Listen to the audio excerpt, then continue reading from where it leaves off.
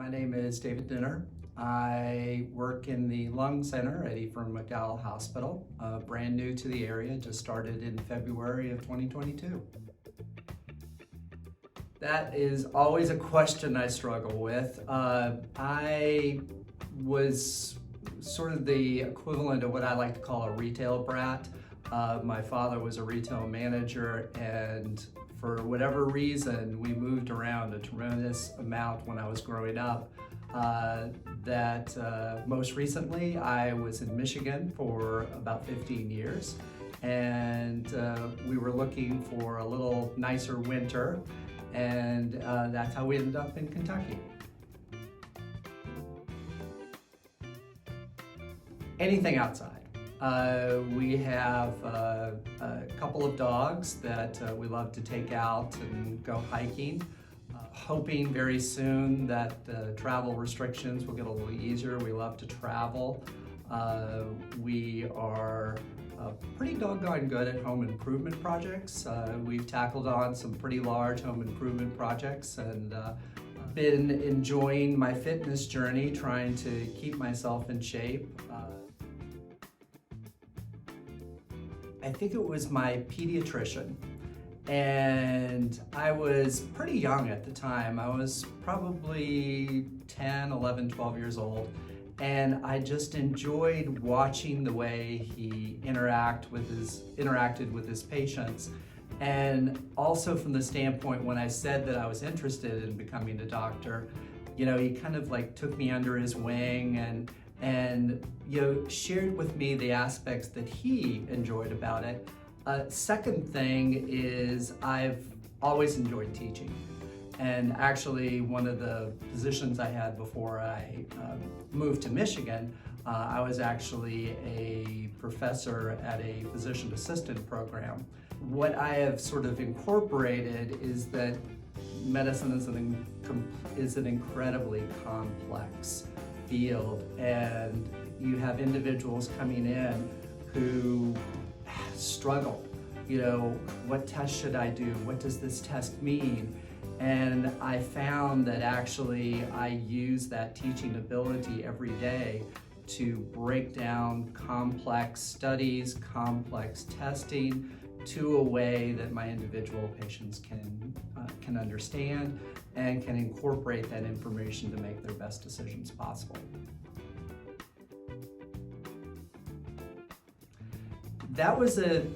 I've been thinking about this particular question. I think that when I was growing up, the only thing I really seriously considered outside of being a physician was being an architect. I did actually toy with being a veterinarian for a period of time. I probably would have done something in the computer science line if I hadn't gone into medicine.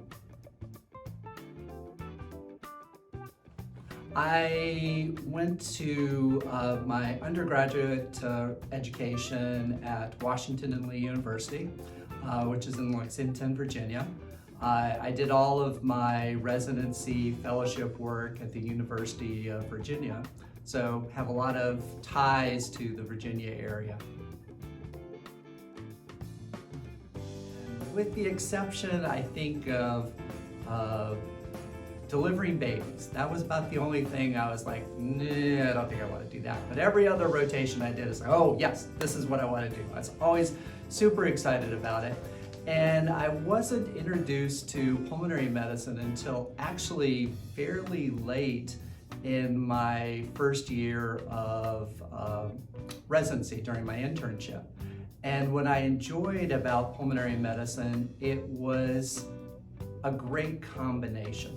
You had your office work, you had a lot of technical procedures that you were involved in, and pulmonary physicians do a lot of work in the intensive care unit. So you had the challenges and the excitement of working in the intensive care unit, you had the procedures, but you still had those day-to-day patient interactions.